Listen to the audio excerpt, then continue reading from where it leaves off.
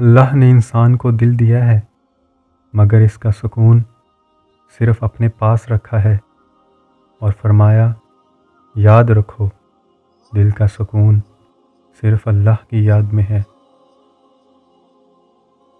آزمائش میں اللہ اذیت دینے کے لیے نہیں بلکہ کچھ سکھانے کے لیے ڈالتا ہے۔ جتنی جلدی سیکھ جاؤ گے اتنی جلدی وہ دور ہو جائے گی۔ جب اللہ راضی ہونے لگتا ہے تو بندے کو اپنے عیبوں کا پتہ لگنا شروع ہو جاتا ہے، اور یہی اس کی رحمت کی پہلی نشانی ہے۔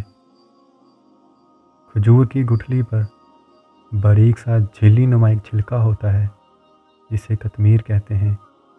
اللہ فرماتا ہے انسان اس کا بھی مالک نہیں، پھر اکڑ کیسی؟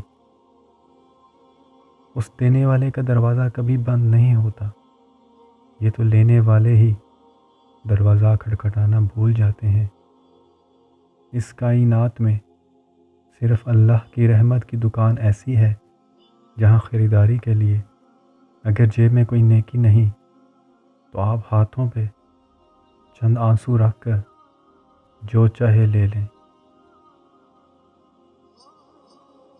جب کوئی کام تمہاری مرضی کے مطابق ہو جائے تو شکر ادا کرو کہ اللہ نے تمہاری مرضی کو اتنی اہمیت دی، اور اگر تمہاری مرضی کے خلاف ہو تو پھر صبر کرو، اب وہ اللہ کی مرضی سے ہوگا جو ہماری مرضی سے بہتر اور زیادہ افضل ہے۔